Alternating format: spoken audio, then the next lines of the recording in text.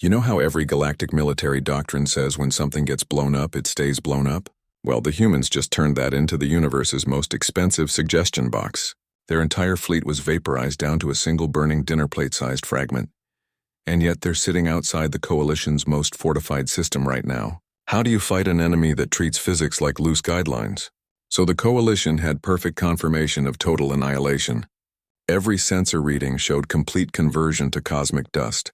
Every energy signature flatlined. Every long-range telescope confirmed the debris field matched exactly with a full fleet destruction pattern. They had the before and after pictures that would have made any military analyst nod with grim satisfaction. But here's the thing. They were looking at the wrong evidence entirely. The wreckage was real, technically speaking. The molecular composition matched human alloy signatures. The radiation decay patterns were textbook. It was just stage dressing, an elaborate cosmic production designed to check every box on the Coalition's victory confirmation checklist. They'd built the perfect crime scene without there being a crime. Human survival wasn't about superior shielding or some miraculous technology that defied physics. It was about something far more radical, not being there when the explosions happened. They'd perfected tactical relocation to an art form that made conventional military evacuation look like children running from a sprinkler. Their entire operational doctrine shifted from withstanding attacks to simply not occupying the space where attacks would occur.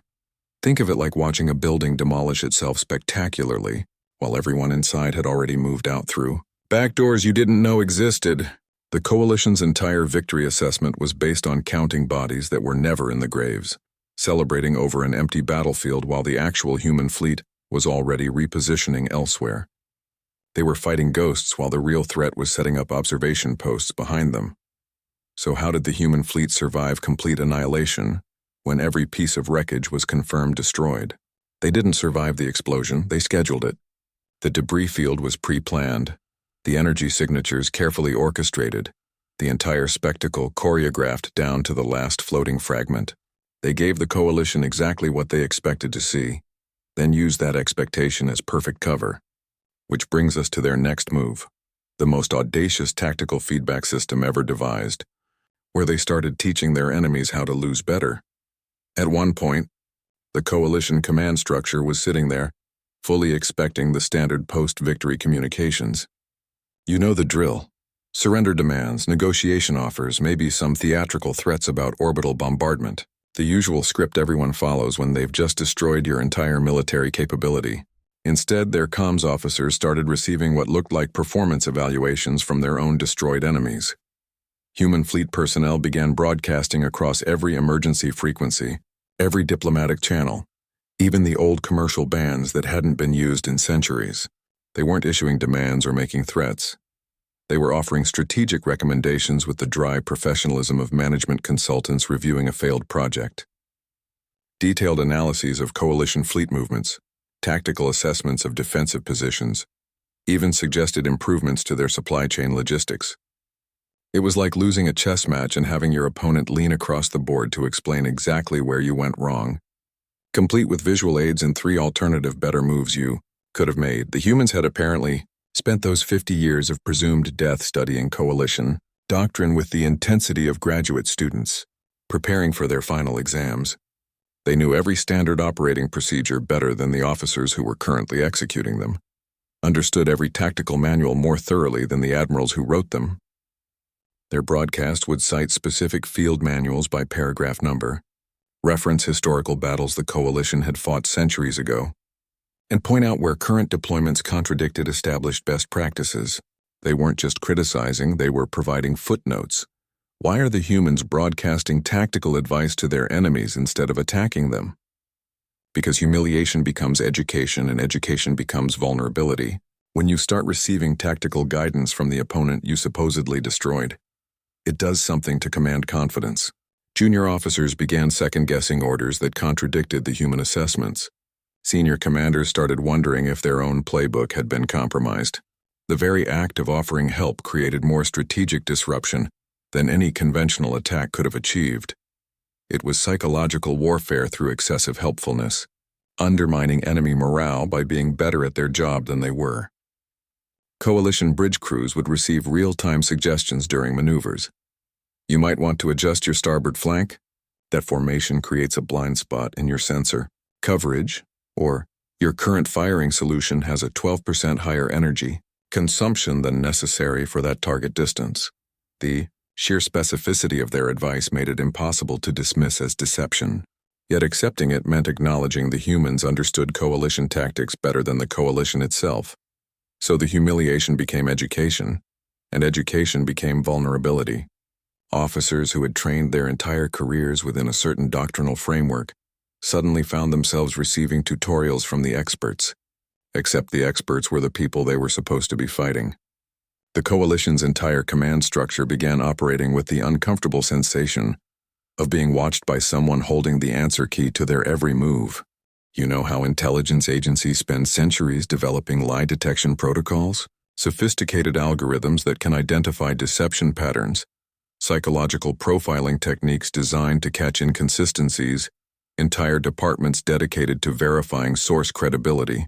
The humans decided to make all that effort completely irrelevant by weaponizing absolute truth instead of lies. They fed the Cathvar accurate, verifiable intelligence through seemingly compromised channels and intercepted communications. Every fact they provided was correct. Every data point could be independently confirmed.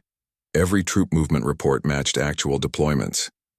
Their intelligence packages contained shipping manifests that aligned perfectly with logistical records, maintenance schedules that matched actual dry dock activities, even personnel rotation lists that were 100% accurate. There were no fabrications, no exaggerations, no misleading information in the traditional sense. But the conclusions the Cathvar drew from this perfect information were disastrously wrong, because the intelligence presumed conventional coalition doctrine would be followed. The humans provided complete and accurate data about their own fleet positions, supply routes, and operational timetables, but they knew the Cathvar would interpret this information through their own military framework. They understood that the enemy would assume standard defensive protocols, predictable responses to threats, textbook tactical maneuvers. Humans had no intention of fighting conventionally despite providing completely conventional intelligence. They gave the Cathvar perfect visibility into a military structure that no longer operated the way it appeared on paper. It was like giving someone perfect directions to a city that moved overnight. The map is accurate. The distances are correct. The landmarks are properly identified. But the destination itself isn't where the directions say it should be. The Cathvar were chasing ghosts based on perfect information. Their intelligence analysts would cross-reference human data with their own surveillance, find perfect alignment, and confidently predict enemy movements. Their fleet commanders would deploy countermeasures based on standard tactical responses to the intelligence they'd received. Meanwhile, the human fleet was operating on entirely different principles, following combat doctrines the Cathvar didn't even know existed. How do you turn accurate intelligence into a weapon against the people gathering it? You give them exactly what they want: verified, confirmed, reliable data, while knowing they'll interpret it through assumptions that no longer apply.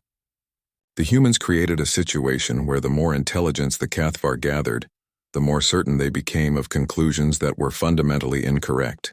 Their intelligence apparatus became a self-reinforcing system of misinformation, built entirely on factual data, a perfect trap constructed from undeniable truths that led to completely false expectations. The Cathvar found themselves preparing for battles that never happened, fortifying positions that were never attacked, deploying resources to counter threats that were actually distractions.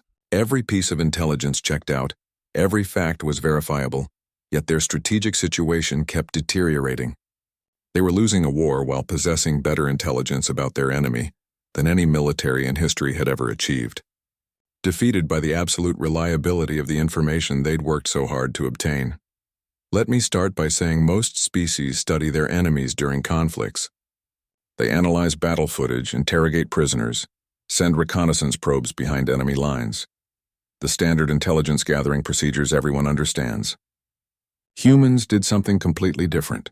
They studied the coalition while everyone thought they were extinct, turning what should have been their final defeat into the perfect observational opportunity.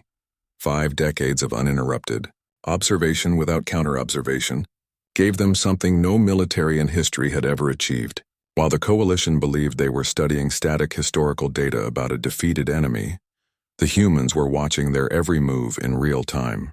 They saw every doctrine evolve without evolutionary pressure, watching tactical innovations develop in complete isolation from any actual threat. Military strategies became predictable because they worked against predictable enemies. The humans observed how coalition tactics were designed to counter conventional warfare, then simply stopped being conventional. Humans had the ultimate strategic vantage point: complete invisibility. Their observation posts were positioned throughout coalition space, their surveillance networks integrated into civilian communications infrastructure, their monitoring equipment disguised as space debris or natural phenomena. They witnessed every tactical innovation without being seen watching, every doctrine update without anyone knowing they were reading the memos, every training exercise without the participants realizing they had an audience. It's like having access to your opponent's playbook for 50 years before the game actually starts. Not just the current edition, but every draft version, every revision, every annotated copy with the coach's handwritten notes in the margins. The humans understood not only what the coalition's tactics were, but why they developed that way. Which concepts were rejected during planning phases, which weaknesses were known but considered acceptable trade-offs. They saw which officers favored which approaches, which fleet commanders tended to take risks while others preferred caution, how different admirals interpreted the same doctrine in slightly different ways. What happens when your enemy realizes you've been studying them for 50 years while they thought you were dead? The psychological impact is almost more devastating than the tactical advantage. Coalition commanders suddenly understood that every engagement, every exercise, every strategic discussion they'd had for 2 generations had essentially been an open-book examination, where the graders were invisible, but taking meticulous notes. Their entire military culture had developed in what they believed was privacy, but had actually been the most extensive case study in galactic history. So when the humans finally emerged, they knew coalition tactics better than the coalition knew them themselves. They understood not just the textbook versions, but the practical applications, the improvisations, the shortcuts, the habits that had developed over decades of peace. They could predict not only what a coalition fleet would do in any given situation, but which specific commander would choose which variation of the standard response, how communication delays might affect decision-making, even how morale fluctuations would impact performance. This wasn't intelligence gathering. It was cultural immersion without the culture knowing it was being observed. Conventional warfare operates on a simple principle: force meeting force, strength opposing strength, attack meeting defense in a direct contest of power. The human approach made this entire concept look like using a sledgehammer to perform surgery. They practiced something their strategist Reynolds called tactical aikido, which essentially meant using the enemy's momentum against them rather than trying to stop it. Instead of building bigger shields or stronger armor, they learned how to make attacks miss entirely or turn back on their originators. Instead of blocking attacks, they redirected them. A Cathvar plasma volley aimed at a human cruiser would find itself subtly deflected into the path of another Cathvar vessel.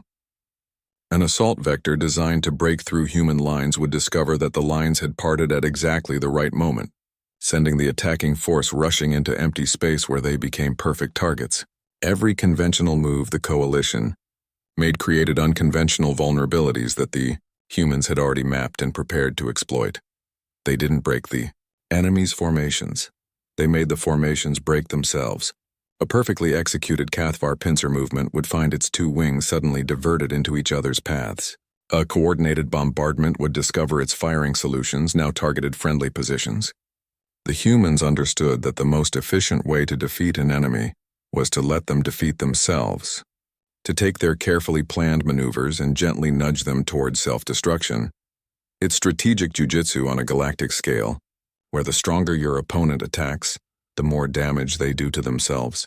The humans would identify the natural momentum of coalition tactics, the way fleets would typically respond to flanking maneuvers, how commanders would redistribute forces under pressure, what patterns emerged during extended engagements, and then they would insert minimal interventions at precisely the right moments to magnify those patterns into failures. What is tactical aikido and why does it make conventional military doctrine completely useless? It transforms warfare from a contest of strength into a conversation about physics and psychology. Conventional doctrine assumes your opponent will try to stop your attacks. It doesn't account for an enemy that welcomes your attacks, studies them, and then helps them along toward unintended consequences. The coalition found themselves fighting an opponent that seemed to be collaborating in their own defeat. Except the collaboration always ended with their forces tangled in self-created problems. The humans demonstrated that the most effective counter to a powerful attack isn't a stronger defense, but better understanding of where that attack was going and what would happen if it arrived somewhere else entirely. They treated enemy maneuvers like rivers that could be diverted rather than walls that needed to be built, energy that could be redirected rather than absorbed. This approach didn't just defeat the coalition's tactics, it made the entire concept of tactical superiority irrelevant, since superior force became a liability rather than an advantage. Which brings us to their most shocking battlefield innovation, where they took this principle of redirection and applied it to something even more fundamental than combat maneuvers. Military doctrine relies on standardized responses drilled into personnel through countless simulations and training exercises. You develop set patterns for specific scenarios, predetermined counters to known threats, established protocols for every conceivable situation. The humans looked at this entire approach and decided it was about as useful as trying to fight a wildfire with a pre-written script. They operated on something entirely different. Fleet-wide improvisation where every ship, every captain, every gunner adapted simultaneously to changing circumstances without waiting for central command approval. There were no predetermined plays, no standard responses to specific threats, no playbook to consult when things went wrong. Instead, they operated on what Reynolds called a shared tactical understanding, a common framework of principles and priorities that every crew member understood so thoroughly they could improvise solutions that somehow coordinated perfectly with everyone else's improvisations. It looked like complete chaos to outside observers until you recognized the underlying patterns emerging from what seemed like random actions. They responded to threats not with pre-planned counters but with creative solutions, tailored to the specific circumstances. A coalition attack that would normally trigger a standard defensive formation might instead see human ships breaking into apparently disorganized clusters that somehow created overlapping fields of fire no one had planned. An assault from an unexpected vector might be met with individual ships making seemingly independent maneuvers that collectively funneled the attack into a kill zone that hadn't existed moments before. It's like watching a jazz ensemble where every musician solos at once yet somehow harmonizes perfectly. There's no conductor directing the performance, no sheet music telling anyone what notes to play, just musicians who understand the structure so completely that their individual creativity somehow produces coordinated beauty. The humans had achieved that same effect across an entire fleet, with destroyer captains improvising maneuvers that somehow complemented what frigate commanders were doing on the other side of the battlefield, with gunners making split-second decisions that coordinated perfectly with engineers rerouting power and navigators plotting new courses. The coalition's predictable assaults met unpredictably creative responses that never repeated exactly the same way twice. They couldn't develop countermeasures because there was nothing consistent to counter, no patterns to analyze, no standard procedures to exploit. Every engagement was unique. Every defensive arrangement emerged organically from the circumstances rather than being imposed by doctrine. Every solution was invented in the moment rather than recalled from training. How do humans achieve adaptive coordination under rapidly changing circumstances across an entire fleet? They treat military operations less like executing a predetermined plan and more like having a conversation where everyone understands the language fluently enough to improvise together. Their training focuses not on teaching specific responses but on developing shared understanding of principles, priorities, and possibilities. They learn how to think rather than what to think, how to adapt rather than how to follow procedures. So their apparent weakness, the lack of standardized doctrine and predetermined responses, became their greatest strength. The very thing that made them unpredictable to their enemies also made them incredibly responsive to actual circumstances, rather than anticipated scenarios. They could adapt to new threats instantly because they weren't trapped by old solutions, could innovate in real time because they weren't constrained by established patterns, could coordinate effectively because they shared understanding, rather than just sharing orders. Look, destruction is expensive, in resources, in time, in what military theorists quietly call moral capital. The sheer waste of converting perfectly functional warships into expanding clouds of debris never seemed to bother most species until the humans arrived with their different economic perspective. They looked at a defeated enemy fleet and saw not a threat to be eliminated, but assets to be acquired, trained personnel to be integrated, technology to be studied and improved. Their entire tactical philosophy evolved around the simple question, why break what you can repurpose? Humans don't want to destroy enemy fleets. They want to acquire them intact. Their approach to surrender negotiations reflects this fundamental difference in thinking, where traditional victors would demand disarmament, confinement of personnel, and dismantling of military infrastructure. The humans proposed integration programs, retraining initiatives, and reassignment protocols. Defeated crews weren't marched off to prisoner camps but offered positions within expanded human-led fleets. Their ships weren't scrapped but refitted and incorporated into new formations. It's strategic recycling on an interstellar scale, turning yesterday's enemies into tomorrow's allies through what might be the most pragmatic approach to conflict resolution anyone has ever devised. They recognized that the crew serving on a Cathvar destroyer represented centuries of training and experience, that the ship itself contained resources and technology that would take decades to reproduce from scratch. Destroying them achieved nothing beyond confirming victory. Preserving them created new capabilities. Their surrender terms specifically involve integration rather than imprisonment. Captured personnel undergo what they call doctrinal realignment rather than punitive detention.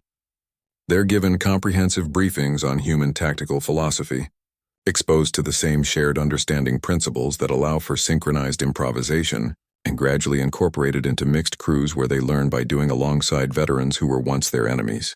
The process isn't about punishment or humiliation. It's about education and incorporation. Why do humans prefer converting enemy fleets instead of destroying them? Because it represents the ultimate expression of their tactical philosophy, applied to post-conflict scenarios. If you can redirect enemy attacks during battle, why not redirect enemy capabilities after victory? If you can use an opponent's momentum against them in combat, why not use their entire military infrastructure toward new purposes? The same thinking that makes them effective in battle makes them efficient in victory. They've turned the entire concept of military defeat into something more like a corporate acquisition than a traditional conquest. The defeated aren't crushed but rather assimilated. Their knowledge preserved, their experience utilized, their capabilities enhanced rather than eliminated. It creates a situation where surrendering to humans becomes less terrifying than fighting them, where defeat doesn't mean destruction but transformation. This approach completely upends standard galactic politics, where conflicts typically end with one side diminished and the other strengthened. Human victories actually increase the total military capability available to them, while reducing overall destruction and loss of life. Their enemies gradually become their assets. Their battlefields become recruitment centers.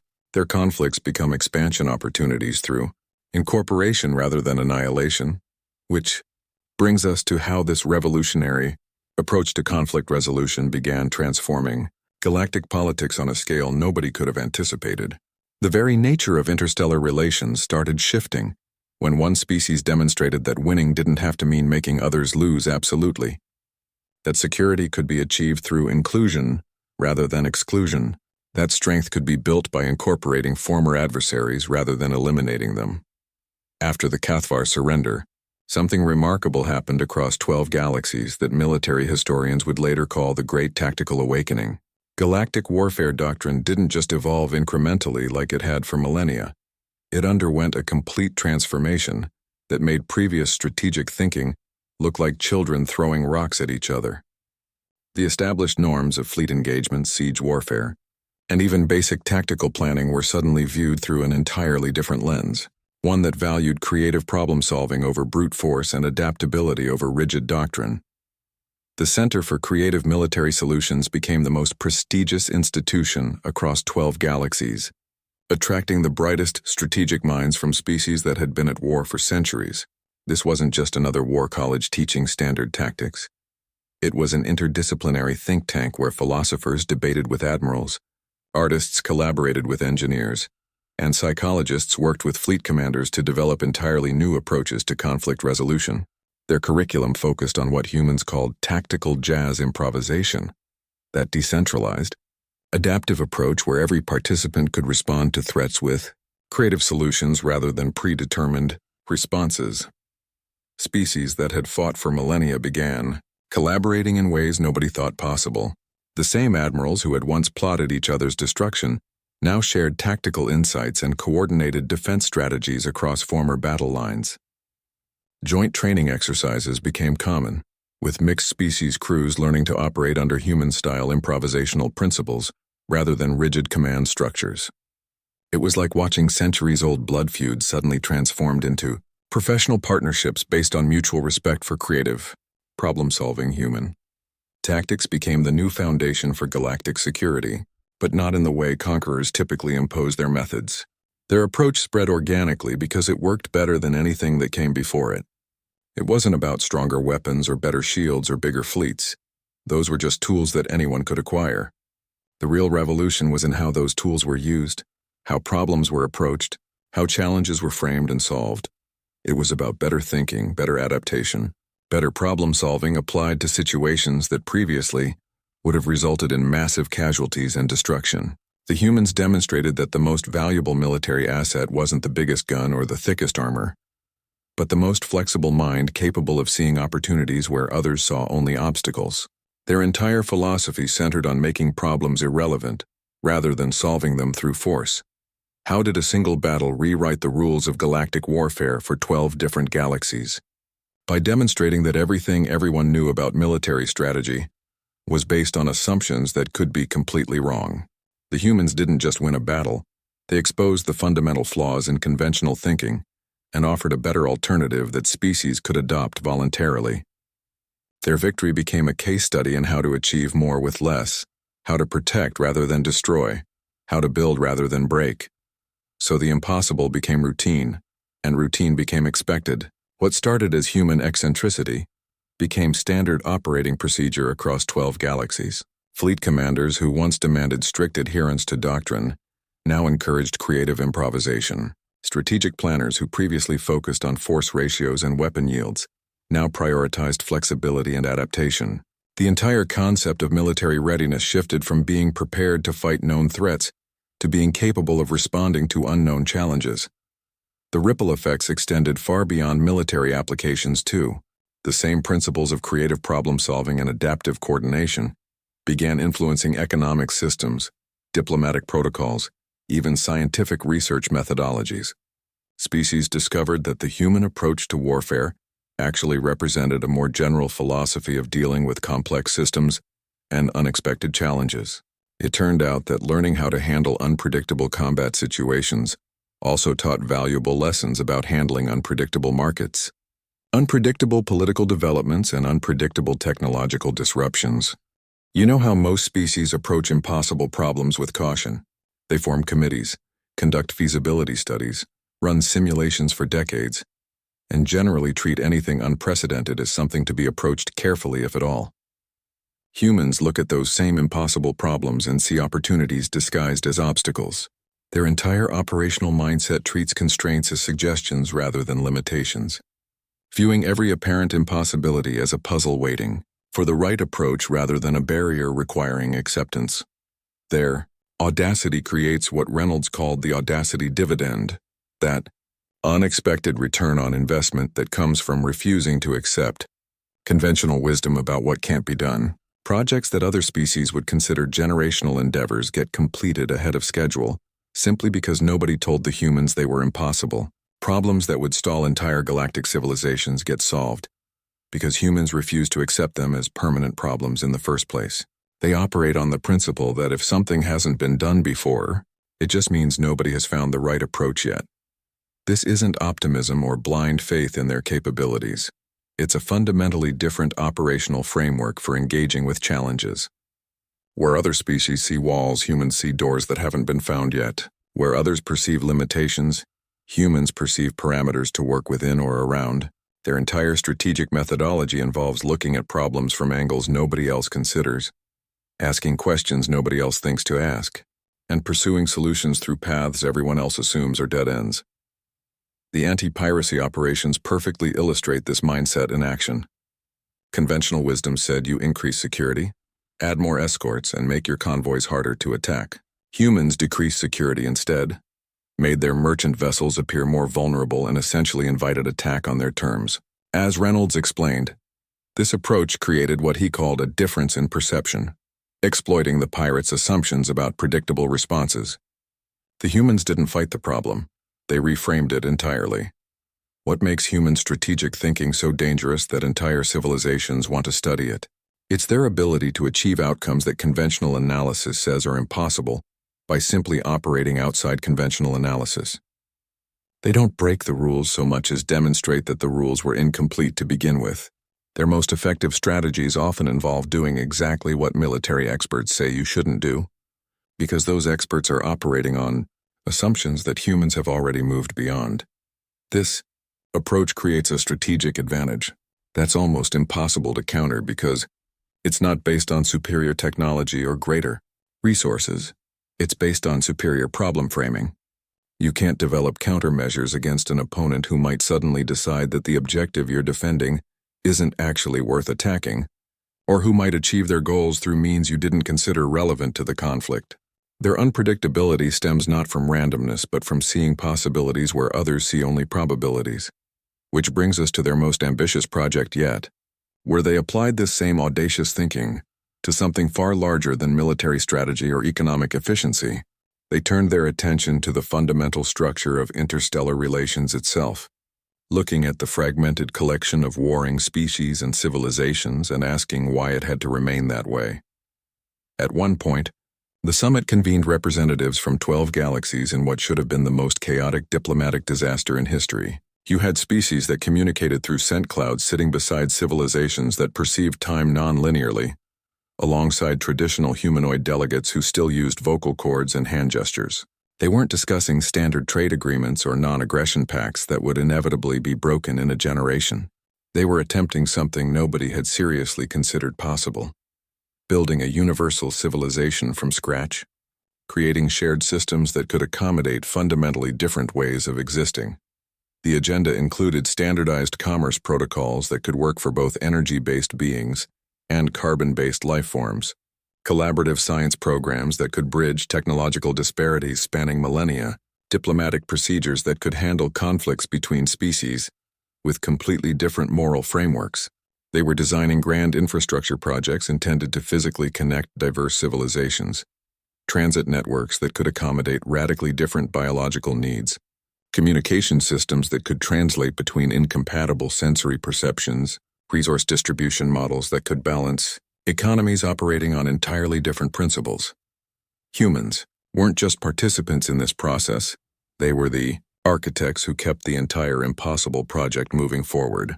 Their experience reframing warfare turned out to be directly applicable to reframing civilization itself.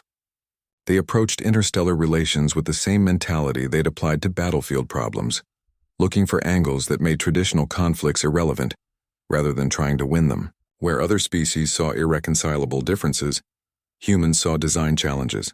Where others perceived fundamental incompatibilities, humans saw integration opportunities. Their military background and synchronized improvisation translated perfectly to diplomatic improvisation. Their tactical Aikido approach to conflict became their philosophical approach to cultural differences. They demonstrated the same ability to redirect competitive energy into collaborative momentum that they'd previously used to redirect enemy attacks. The same thinking that made them dangerous in warfare made them indispensable in peacebuilding. How do you build a galactic alliance by doing everything military experts say you shouldn't do? You prioritize inclusion over exclusion, value preservation over destruction, and treat every potential adversary as a future collaborator. You make surrender more attractive than resistance, integration more rewarding than domination, cooperation more profitable than competition. The humans applied their conversion doctrine to entire civilizations rather than just individual ships, offering participation in something larger rather than demanding submission to something foreign. So the same thinking, that won battles, began building peace through what might be the most radical approach to interstellar relations ever attempted. They treated the creation of a universal civilization not as a political negotiation but as a design problem, approaching the challenges of integrating disparate species with the same creative problem-solving they'd applied to military threats. The summit became less about compromising existing positions and more about inventing new positions that hadn't existed before, creating solutions that made previous conflicts irrelevant by addressing the underlying needs that drove those conflicts. The humans kept asking the same question they'd asked during military operations. Why accept the constraints of existing systems when you can create new systems that work better for everyone? They approached civilization building with the same audacity that had characterized their warfare, refusing to accept that centuries of interstellar conflict meant future centuries had to follow the same pattern. Their entire methodology revolved around making problems disappear by changing the context in which they existed, applying what they'd learned about tactical redirection to cultural and political redirection.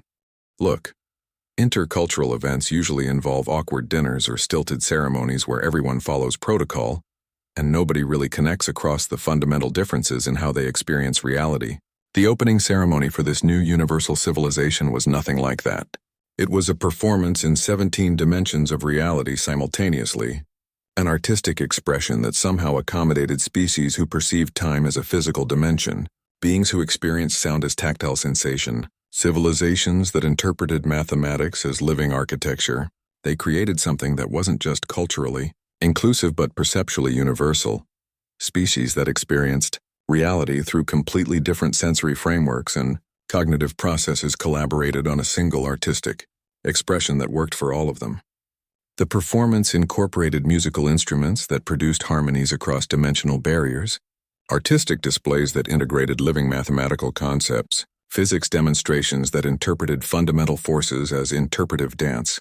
It shouldn't have been possible for beings from different dimensional perceptions to create anything coherent together, yet they produced something that resonated with everyone present on their own terms. It wasn't just symbolic entertainment, it was intensely practical demonstration of their new collaborative capabilities. The same techniques they used to coordinate artistic expression across dimensional boundaries could be applied to engineering projects, scientific research, even basic communication systems. If they could create art together across such fundamental perceptual differences, they could probably create everything else together too. The ceremony served as proof of concept for the entire Universal Civilization project, demonstrating that their differences weren't obstacles but resources. It demonstrated the fundamental principle of human-led collaboration where the goal wasn't to find common ground but to create new ground that accommodated everyone's uniqueness.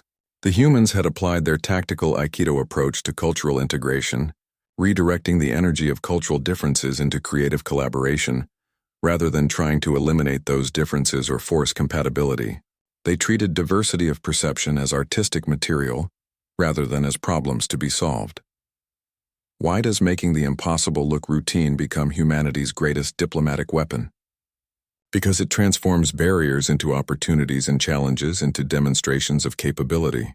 When you can casually achieve what others consider fundamentally impossible, you create a psychological advantage that transcends conventional diplomacy or military power. The humans didn't present the ceremony as an astonishing achievement. They treated it as the obvious way to open an intergalactic summit, making the incredible appear routine and therefore achievable. So what started as military innovation became cultural transformation through the same underlying principles of creative problem-solving and adaptive collaboration. Their approach to warfare had always been about finding angles that made conventional obstacles irrelevant, and they applied that same thinking to cultural integration. The performance demonstrated that they could make perceptual incompatibility irrelevant by creating new frameworks that accommodated everyone's needs without requiring anyone to abandon their fundamental nature. The ceremony became the template for everything that followed in the Universal Civilization project, proving that if they could coordinate artistic expression across 17 dimensions of reality, they could probably handle standardized commerce protocols or collaborative science programs. It established that the human approach to impossible problems, treating them as design challenges rather than barriers, could work on civilizational scales just as effectively as it worked on battlefields. The same thinking that redirected enemy attacks now redirected cultural differences toward creative collaboration. Reynolds had this phrase he used constantly, the right angle. I must have heard him say it 1,000 times in tactical briefings, usually when someone was proposing a conventional solution to an unconventional problem. It didn't mean the geometrically correct angle or some precise mathematical measurement. For him, it meant whatever approach made the problem cease to exist entirely, the perspective that transformed obstacles into opportunities simply by changing how you looked at them. Not solving the problem through direct confrontation or overwhelming force, but making it irrelevant through clever repositioning. It's the strategic equivalent of making the obstacle become the path itself, turning resistance into momentum, rather than trying to overcome it through brute strength. They didn't defeat resistance in the traditional sense. They incorporated it into their strategy, using the enemy's own strength and expectations against them in ways that made conventional opposition pointless. This approach explains how humans handle impossible problems as opportunities rather than obstacles. They treat constraints as design parameters rather than limitations, viewing every apparent barrier as a puzzle waiting for the right perspective. Where other species see walls, humans look for the hidden doors. Where others perceive fundamental incompatibilities, humans see integration opportunities. Their entire operational framework involves finding approaches that make traditional problems disappear by changing the context in which they exist. The tactical Aikido principle perfectly illustrates this concept in action. Instead of meeting enemy attacks with stronger defenses, they redirect that energy back toward its source. Instead of trying to breach fortified positions, they make those positions strategically irrelevant by changing the objectives. Their conversion doctrine takes this same approach to post-conflict scenarios, turning defeated enemies into assets rather than eliminating them as threats. Every aspect of their strategy revolves around finding angles that transform opposition into collaboration, resistance into resources, problems into possibilities. This philosophical approach extends far beyond military applications into how they handle diplomatic relations, scientific challenges, and even cultural integration. The performance across 17 dimensions demonstrated how they could make perceptual incompatibility irrelevant by creating new frameworks that accommodated everyone's reality. Their work building universal civilization showed how they could make centuries of interstellar conflict disappear by creating systems that addressed underlying needs, rather than fighting surface-level disagreements. How do humans approach impossible problems as opportunities rather than obstacles? By operating on the principle that if something seems impossible, it just means nobody has found the right angle yet. They treat constraints as suggestions rather than limitations, viewing every barrier as a design challenge waiting for the right perspective. Their entire methodology involves looking at problems from directions nobody else considers, asking questions nobody else thinks to ask, and pursuing solutions through paths everyone else assumes are dead ends. This mindset creates what Reynolds called the audacity dividend, that unexpected return on investment that comes from refusing to accept conventional wisdom about what can't be done. Projects that would take other species generations get completed ahead of schedule, simply because nobody told the humans they were impossible. Problems that would stall entire civilizations get solved, because humans refuse to accept them as permanent problems in the first place. They operate on the conviction that if something hasn't been done before, it just means the right approach hasn't been discovered yet. Which brings us to their ultimate philosophical contribution, where this approach to problem-solving transformed from military strategy into a fundamental principle of cosmic relations. The same thinking that made them effective in battle made them revolutionary in peace. The same angles that won conflicts began building civilizations. The same perspectives that redirected attacks now redirected cultural energies toward collaborative creation. You know how most species adapt to their environment? They evolve thicker hides for harsh climates, develop night vision for dark worlds, modify their biology or technology to survive within existing conditions. Humans take the opposite approach. They make their environment adapt to them. They don't ask whether something is possible given current circumstances. They ask how to change circumstances to make it possible.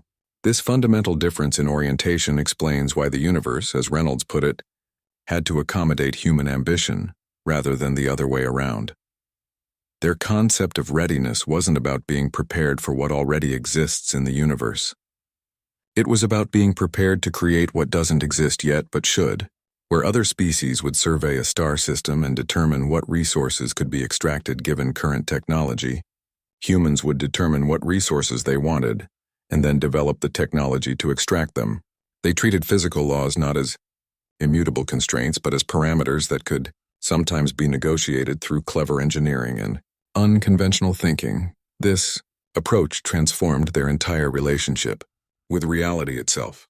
Instead of accepting that certain worlds were uninhabitable, they made them habitable through terraforming projects that other species considered impossibly ambitious. Instead of working within established hyperspace routes, they carved new pathways that conventional navigation theory said shouldn't exist. Their military strategy reflected this same philosophy. They didn't adapt to the battlefield so much as they adapted the battlefield to their needs, creating advantages where none previously existed. Why does the universe have to accommodate human ambition instead of the other way around? Because humans operate on the principle that constraints are temporary conditions, waiting for the right solution, rather than permanent barriers. They treat the physical universe as raw material, rather than finished product, seeing possibilities where others see limitations. Their greatest innovations came not from accepting what the universe offered but from demanding what it could provide with sufficient imagination and determination. This perspective explains their conversion of enemy fleets rather than their destruction, their building of universal civilization rather than conquest of existing ones. They weren't interested in dominating the universe as they found it. They wanted to collaborate in creating a better version of it. Their tactical Aikido approach extended beyond battlefield maneuvers to their entire philosophical framework. They used the universe's own properties and processes to achieve outcomes that seemed to defy those very properties. So, their greatest strength wasn't destruction, but creation. They demonstrated that the most powerful force in the universe wasn't the ability to break things but the ability to make new things, to transform existing conditions into better ones, to turn opposition into collaboration. The same thinking that allowed them to redirect enemy attacks allowed them to redirect cosmic energies toward their ambitions. They proved that with the right perspective and enough determination, the universe could indeed be persuaded to accommodate rather than constrain. Let me start by saying most military analysis focuses on weaknesses, where armor is thinnest, where formations are most vulnerable, where supply lines stretch too far. Human analysis operates on an entirely different level, looking beyond individual flaws to identify systemic patterns that make those weaknesses inevitable. Their approach to studying the coalition wasn't about finding broken components but understanding why the entire system produced predictable failures under certain conditions. Their feedback to coalition commanders wasn't criticism in the traditional sense, it was diagnosis. They weren't pointing out mistakes so much as explaining the underlying causes that made those mistakes inevitable, given the coalition's operational framework. While others were treating symptoms, the humans were identifying diseases. They'd analyze why particular tactical decisions led to certain outcomes, how communication protocols created specific vulnerabilities, what assumptions in planning resulted in predictable failures against unconventional opposition. It's the difference between treating symptoms and curing diseases. The coalition's doctrine wasn't wrong in any technical sense. It was incomplete. It worked perfectly against enemies who fought within established parameters, followed conventional wisdom, and responded predictably to standard tactics. The system functioned exactly as designed until it encountered something it wasn't designed to handle, which turned its strengths into liabilities and its reliability into predictability. What does it mean when humans say they're really good at being somewhere else when things explode? It means their survival wasn't luck or superior technology, but the result of understanding systems so thoroughly, they could position themselves outside failure patterns entirely. Their ability to avoid destruction became the ultimate diagnostic tool, revealing exactly how and why the coalition's approach would fail against opponents who didn't follow the expected rules of engagement. Their tactical relocation during the apparent fleet destruction provided the perfect laboratory conditions for this diagnostic approach. While the coalition celebrated what they believed was a total victory, the humans were observing everything: response times, communication patterns, tactical adjustments, even the psychological impact of perceived success on command decision-making. They witnessed how victory celebrations affected alert levels, how confirmation bias shaped intelligence assessments, how success created its own vulnerabilities. This diagnostic perspective explains their peculiar approach to providing tactical advice to their enemies. They weren't being arrogant or sarcastic. They were essentially providing free consulting services based on their systemic analysis. Their recommendations identified not just what the coalition was doing wrong, but why those mistakes kept happening, given their operational framework and tactical assumptions. They understood the coalition's doctrine better than the coalition did, because they'd studied it from outside the system, without the blind spots that come from internal perspective. So their survival served as the ultimate diagnostic tool, revealing fundamental flaws not through failure but through successful avoidance of failure. By not being where explosions were expected to occur, they demonstrated exactly where and why those explosions would be targeted. Their absence from the battlefields became more revealing than any presence could have been, creating a perfect controlled experiment where they could observe enemy behavior without influencing it through direct opposition. This approach transformed what appeared to be retreat or avoidance into the most effective form of strategic analysis imaginable. At one point, their strategist Reynolds calculated the economic impact of total fleet destruction, and the numbers were downright staggering. The resources required to completely annihilate a major fleet represented enough material and energy to construct 12 entirely new civilizations from scratch. That's not just military spending, that's generations of productivity, technological development, and cultural achievement literally converted into expanding clouds of debris and radioactive waste. Destruction isn't just violent in the traditional sense, it's spectacularly wasteful from any economic perspective. You're taking perfectly functional ships loaded with advanced technology, trained crews with irreplaceable experience, and strategic resources that took centuries to accumulate, and turning them all into cosmic dust. The coalition approach treated warfare like using a precision instrument to smash fine machinery when a simple adjustment would achieve better results. Human conversion tactics preserved value rather than eliminating it through this wanton destruction. Their preference for capturing and integrating enemy forces wasn't just about being merciful or diplomatic. It was about basic economic rationality. Why destroy a battleship that represents decades of construction time and resources when you can capture it and add its capabilities to your own fleet? Why eliminate trained personnel who understand their technology and tactics when you can integrate them into your command structure? It's the fundamental difference between burning a library and adding to its collection. The coalition's approach amounted to arson. They saw knowledge and capability as threats to be eliminated. The human approach treated those same assets as resources to be acquired, studied, and improved upon. Their entire tactical philosophy recognized that the true cost of destruction extends far beyond immediate combat losses to include all the future potential that gets eliminated along with the physical assets.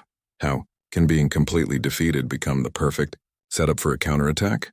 When your enemy believes they've achieved total victory, they stop preparing for further conflict and start celebrating. Their guard drops, their resources get redirected toward reconstruction rather than reinforcement. Their strategic thinking shifts from immediate threats to long-term consolidation.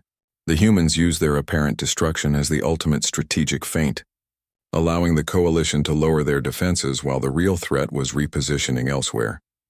This approach transformed military defeat from an ending into an opportunity, turning what should have been their final destruction into the opening move of a completely different kind of conflict.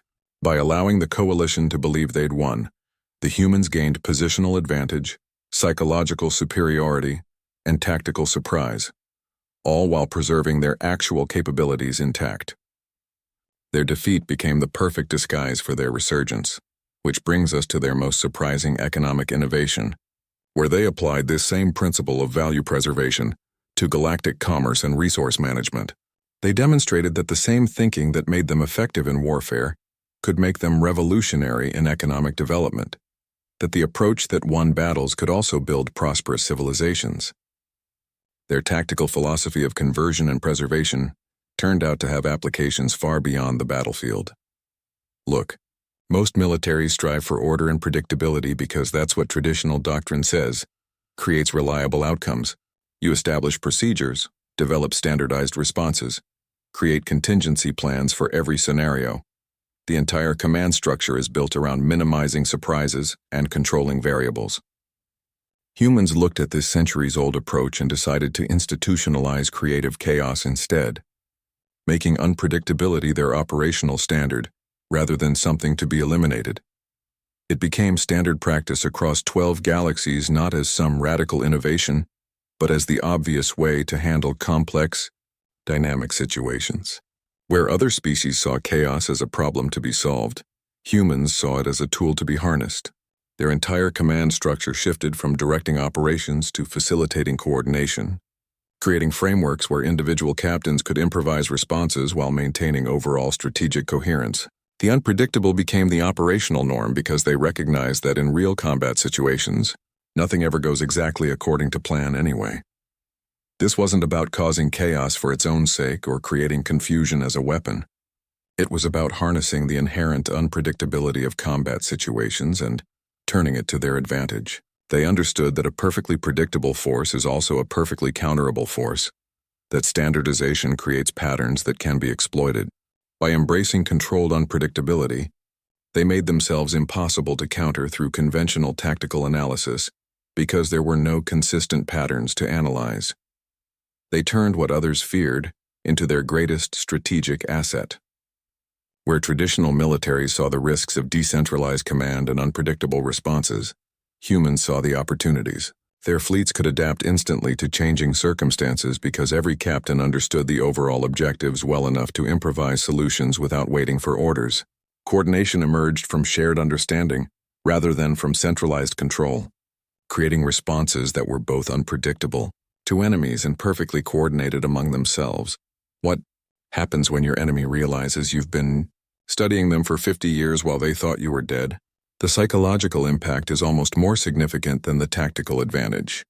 Coalition commanders suddenly understood that every engagement, every exercise, every strategic discussion they'd had for 2 generations had essentially been an open book examination where the graders were invisible, but taking meticulous notes. Their entire military culture had developed in what they believed was privacy, but had actually been the most extensive case study in galactic history, so the very thing that made them dangerous, their complete understanding of coalition tactics and their ability to operate outside conventional expectations, made them indispensable to the new galactic order. Species that had once feared human unpredictability now sought to understand it, to incorporate its principles into their own military doctrines.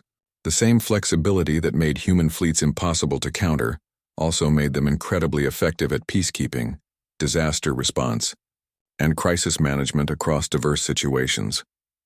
Their approach demonstrated that chaos wasn't something to be feared or eliminated, but rather understood and directed. The humans had essentially become masters of complexity, able to navigate situations that would overwhelm more rigid command structures, precisely because they'd learned to work with unpredictability rather than against it. They turned operational flexibility from a theoretical concept into a practical reality, proving that sometimes the best way to achieve order is to stop trying to impose it from above, and instead, facilitate its emergence from below through shared understanding and adaptive coordination. You know how stories usually end with victory or defeat. One side conquers, the other surrenders, the balance of power shifts, and everyone prepares for the next conflict in a generation or 2. This story doesn't end that way because the humans weren't playing that game. They weren't conquerors looking to expand territory, or liberators aiming to impose their values. They were catalysts who triggered a reaction that transformed the entire system itself, changing the fundamental nature of conflict rather than just its outcome. They didn't change who won or lost the immediate engagement. They changed what winning and losing meant on a galactic scale. Traditional victory involved destruction, subjugation, and the imposition of terms.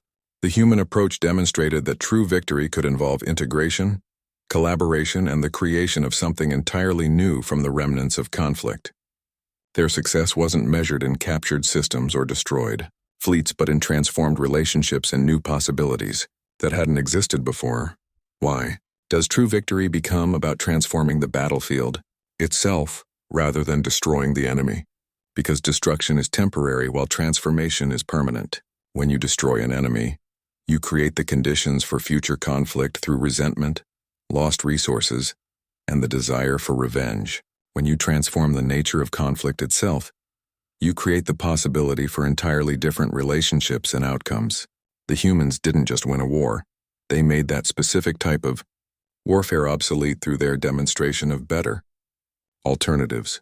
Their approach proved that readiness isn't about preparation for known threats but adaptation to unknown challenges. Traditional military readiness involved stockpiling weapons, building defenses, and preparing for scenarios that had already happened before. Human readiness involved developing flexibility, fostering creativity, and building systems that could handle situations nobody had anticipated. They showed that being prepared meant being able to improvise rather than being able to recall predetermined responses. The universe learned that the most dangerous threats aren't the ones you can see coming, but the ones that change the rules entirely. The humans didn't arrive with superior numbers or better technology. They arrived with superior thinking that made conventional comparisons irrelevant. Their advantage wasn't in what they had, but in how they thought. Not in their resources, but in their approach to using those resources in ways nobody had considered before. So the story ends with transformation rather than victory or defeat, because the humans transformed the very concept of conflict resolution itself. They demonstrated that the most effective way to win isn't to defeat your enemy, but to make the conflict irrelevant through better solutions. Their legacy wasn't conquered territory or subjugated species, but new frameworks for collaboration, new approaches to problem solving, and new possibilities for interstellar relations that moved beyond traditional patterns of conflict and dominance. The battlefield itself became different because the humans refused to accept its traditional constraints and definitions. They treated warfare as a design problem rather than a contest of strength, viewing battlefields as opportunities for innovation rather than arenas for destruction. This perspective allowed them to achieve outcomes that conventional military thinking considered impossible simply because they approached challenges from angles that conventional thinking hadn't considered. Their greatest victory was making traditional warfare look like using stone axes in an age of energy weapons, technically possible but fundamentally obsolete. They transformed conflict from something to be won through force into something to be resolved through creativity, turning opposition into collaboration and destruction into opportunity. The universe learned that sometimes the best way to win is to change the game entirely rather than playing it better than your opponents. The humans proved that superior thinking ultimately defeats superior force every time. They turned potential annihilation into an invitation for collaboration, reframing destruction as diagnostic opportunity rather than permanent loss. Their entire approach demonstrated that conventional problems often just require unconventional perspectives to solve. The next time someone tells you something's impossible, consider that they might simply be lacking what Reynolds called the right angle, the perspective that makes obstacles disappear by transforming them into opportunities. True readiness isn't about preparing for what exists, but creating what doesn't exist yet.